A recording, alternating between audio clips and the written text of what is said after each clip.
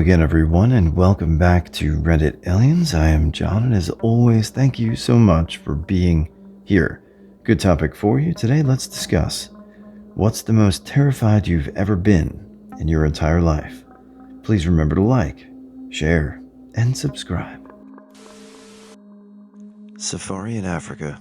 We were camping out in the open in Tanzania, and during the night it started raining. A lion took shelter under my tent's canopy. I could see the tent budge as it leaned on it, and I could hear it breathing 2 feet from me. To top it off, I had diarrhea, and guess where the poop hole was? Yep, right outside. I was cold sweating and almost shit myself in every possible way. I have 2 different choking incidents. The first, I was in high school and eating the last bite of a corn dog when I choked on it. I sat there, trying to make my throat work. I drank some milk, thinking that would soften it up a bit, or at least push it down. Nope, it sat on top of the corn dog stuck in my throat. Now I'm debating going to the bathroom and trying to make myself puke, or standing up and doing the choking symbol, but I absolutely do not want to draw attention to myself. So now I'm stuck in a weird hover-sit position, debating what to do with my face turning purple, and I start doing the convalescing thing your body does when it tries to make you take in air that you cannot take in. And terrified, I'm going to upchuck food onto my friend's pristine white shirt. Before anyone says anything, I know not to run off by yourself if you're choking. I knew it even at the time, but I got made fun of enough in high school that dying by myself all alone in a bathroom still seemed like a better option than asking anyone for help. Luckily, my friend realized I was choking and slapped my back hard enough that it dislodged the corn dog, and I am here to tell the tale. The second time was way scarier for me. I was home alone and had been playing with my cat.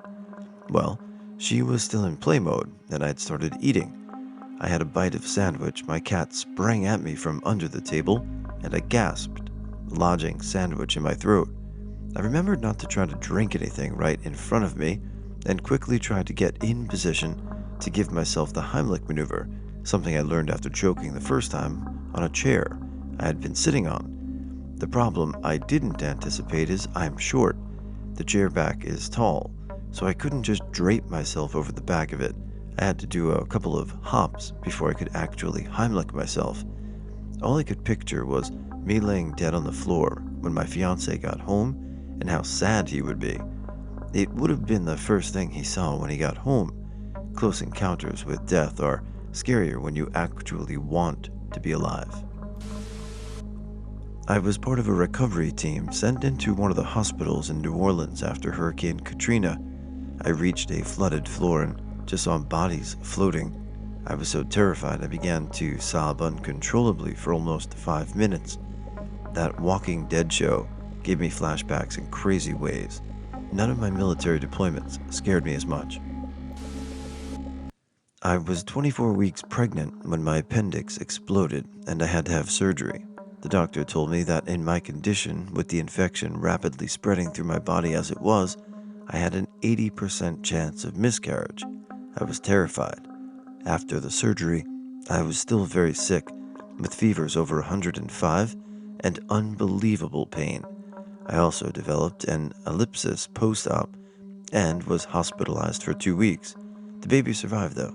We made it. The human body truly is a miracle, and I'm extremely happy to read this story with an ending like that. Great job, Mom. I was a child, maybe 10. My brother and I were home alone. The weather was looking really grim. We kept an eye on the TV to make sure we knew what was going on. The weatherman said the tornado watch had been upgraded to a tornado warning. About 2 minutes later, the power went out. Then the sirens started blaring. I remember looking outside and seeing this giant spiraling column of air in the distance. It was coming this way. Luckily, it didn't get close enough to do any damage, but I will never forget the fear I had when I saw that tornado. When I was 11, my dad and I were at a gas station, and were in the parking lot, just got back to the car, just as a bunch of men went inside and shot it up. I once woke up in the operating room from a knee surgery. It was completely planned that way, but I always woke up in the recovery room in my previous 6 operations. The doctor noticed my heart rate rise fairly quickly and said, "Don't worry, you're already stapled shut." I was hanging out with my best friend and a few other people on this chick's back deck. We were chilling, drinking and chiefing, listening to music, etc., just enjoying the night. My best friend was a drug dealer at this time and went to go make a sale at the local metro stop, 10-minute walk or so. A little time goes by, and we hear the gate open and him come back by and stairs to the deck. 2 people in all black, boots, gloves, masks, everything followed him. In my drunken and high stupor, I thought, why are those guys wearing ski masks? It's summertime. Ski masks were popular in the winter in this city. Well, I looked down at their hands, and they both have pistols. They tell us to get on the ground, throw our phones out, and to not look at them. They run our pockets, missed my car keys luckily. They start pressing my best friend where the drugs and money are. He gives them his half ounce and like $100 or whatever. They're not convinced that's all of it. It was. They've got their pistols in his face, shouting at him. I thought they were going to shoot him. They were about to go inside, where said 2 chicks' 2-year-old was sleeping. The girl's boyfriend pleads with them in tears not to go in, that their child's in there. They listen for whatever reason and leave. The entire time they were yelling us, "You're going to die tonight." I believed it. People say your life flashes before your eyes. Nope. I just came to peace with death very quickly. Cops show up like 2 hours later. Nothing came of it. I had severe nightmares of people chasing and killing me for months after. I'm still kind of effed up. This was maybe 10 years ago. During Hurricane Ian, my brother and I tried to get our 93 Ford 150 to start, but due to all the rain, we couldn't even get the vehicle to start. We tried a day and a half before the storm was set to strike Pine Island, where we live in a mobile home park. While in our house, our neighbor's trailer came off of its frame and smashed into the living room wall where we were hiding with my 3 dogs. As the wall started to buckle, we had to run to the field where his truck was parked, about 50 feet away, with my dogs and hunker down. This was at approximately 3:30 in the afternoon, and we stayed in a shaking vehicle the entire time. No word of a lie that as soon as we left that house, our neighbors across the street lost the roof of their shed, which flew directly past where we were literally 60 seconds previous running.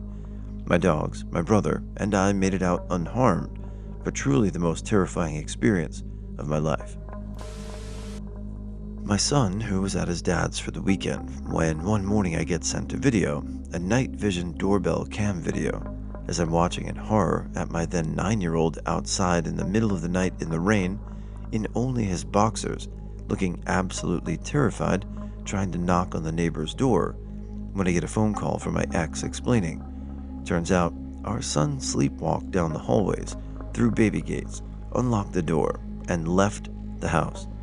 Went to the neighbor's house completely asleep, even though his eyes were open and he was talking. Knocked on the door multiple times. Thankfully, the couple next door had a new baby and were awake and escorted him back to the house and called his dad. Our son had absolutely no memory of the incident. Absolutely terrifying to think what would have happened if that neighbor hadn't been there, or he walked into the road or to someone's house who wasn't a kind human. That video to this day haunts me. It's pretty wild. You see stuff like this on TV and movies, and for some people, that's their reality. It's just wild. I'm glad everything worked out well. When I was a teenager, I had a suspected UTI. My mom is a physician, and instead of waiting for the entire urinalysis to come back, she started the treatment as if I had one, and would change treatment if necessary. All symptoms pointed to a UTI though. I was put on sulfa. First dose went fine, took the second dose and went to bed. My mom typically goes to bed late, and she was getting ready for bed when I woke up unable to breathe. My eyes were swollen, my throat was closing, and my nose was closed. I ran into the bathroom where she was brushing her teeth. Her office was less than 5 minutes from our house, so it would have taken longer to call an ambulance and gone to a hospital. When I say we rushed there, I mean I don't think she stopped for anything. Red lights and stop signs be damned. She had a bottle of epinephrine and drew up a needle and gave me a shot of it.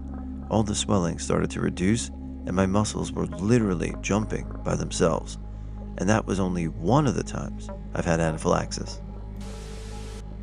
Walking up my driveway after the bus dropped me off from kindergarten when I was 4 years old, I saw my dad and grandmother waiting at the door and immediately knew why. My mother had died. She had been sick for a while, breast cancer. I walked up that stupidly steep and long driveway so slowly and filled with dread. I already knew what I'd hear at the top, but I still feared it. Nothing since has come close. I snapped one day and beat the shit out of the person who abused me as a child. He started hitting me, but I just had had enough and finally fought back instead of just cowering and taking it. Literally, nothing was more terrifying than realizing I gave him way too much power for way too long. Taking it back is something I still don't understand. Part of me fears him still, and part of me fears being that angry again. In that moment, I felt no better than him because it felt so effing good to beat him and watch him cry. Haven't been home since. Miss my mom, but she stuck by him. Eh. When I was 16, my dad came home, once again very drunk and violent. I was there alone when I heard him on the porch, so I put a block against the door to keep him out because I had no idea if he had a gun or knife on him. Since he had pulled these things on me before, he kicked the door in, proceeded to start screaming, cussing, and calling me all the things. I fled to my bedroom and tried to block the door, but he got it open and started wailing on me all over my body with his belt and fists. As he was beating me, I tried to not be pulled back out into the hall by hanging onto my bed, but that didn't work, and I wound up on the hallway floor, being now kicked and beaten. Somehow, I managed to get up and run to the kitchen. He chased me, and as I was trying to call 911, he ripped the phone off of the wall. This was in 1976. He then started hitting me in the face with his fist. I thought I was going to be killed. I managed to punch him back, which caught him off guard, because being a young girl, he didn't figure I'd try to protect myself. Ran back to my bedroom, opened my window, and fell out of it head first, 15 feet straight down. I ran barefoot in the middle of the night through a field to get to a neighbor's house. I was crying uncontrollably and incoherent when I called my boyfriend, so the neighbor told him what happened and to come pick me up beside the main road. I wound up covered in welts and bruises from my legs to my shoulders and had to go to high school the next day sporting a big black eye. I suffered this kind of abuse from him from age 5 to this night when I was 16, but I honestly thought he was going to finally make good on his threats and kill me. We were hiking. The weather was quite nice. It was hot, sunny day. Few meters from the top, we realized a huge storm was coming. I've never seen such horrible clouds. We reached the summit and continued walking down the hill as fast as possible. It was raining, hailing, thunderbolts everywhere. I was crying and shaking. Finally, we got to a mountain hut and afterwards drove home.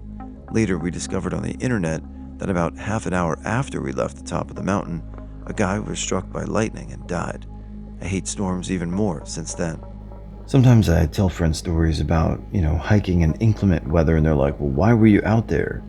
Sometimes weather comes on real quick and there's not much time to do anything except get back down. So it's not always our fault. Sometimes. When I was in Vietnam, an ammo dump not far from my workplace was hit in a rocket attack at around 2 in the morning. It cooked off for at least 24 hours. Shrapnel and pieces of large rounds were flying uncontrollably and randomly through the air. Some hit our building and came through the ceilings and walls. Because I worked in a place with classified information and equipment, we were not permitted to evacuate until 10 hours later as the explosions lessened. I had just turned 22 a few days earlier, and I firmly believed that I would not live through that night or see my 23rd birthday. It was the most frightening night of my life. In 9th grade, I started riding the bus to my friend's house after school because for some reason I can't remember, the bus stopped running to my neighborhood. I'd wait there for my mom to pick me up after work, We lived in a rural area, and my friend lived next door to his grandparents in a homestead situation. Their family had been on the land for a few generations. I'd never actually met his grandparents, but I knew they were sort of recluses who didn't leave the property very much. Around this time, my friend and I were growing apart. He was very clearly turning into a young member of what we might now call the alt-right, and I was more of a sensitive artistic type, into David Bowie and punk rock. These differences weren't a big deal when we were younger, but in ninth grade, they were coming to a head. And so my friend gradually turned into a bully, and I started dreading going to his house.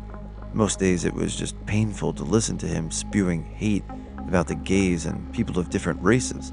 But some days he'd take out weapons and show them off and say things I found intimidating. One day, we got into a bit of a heated argument, and he stole my backpack and rode around on his bike, saying he was going to throw it in the pond. I kinda lost it and tackled him to the ground off his bike, and we were wrestling and fighting for a minute or so when I heard a loud click behind me. I turned and saw a very old man, dressed to a T like an American Gothic-style farmer, pointing a double-barrel shotgun at my face from about 6 feet away. It was the grandfather. "Get up," he said. And it wasn't the gun that scared me. It was the panic in my friend's voice as he pleaded with him. "Granddad, it's okay, it's my friend." He almost instantly broke down in tears. He thought he was going to shoot me. "If he's your friend, why is he hitting you?"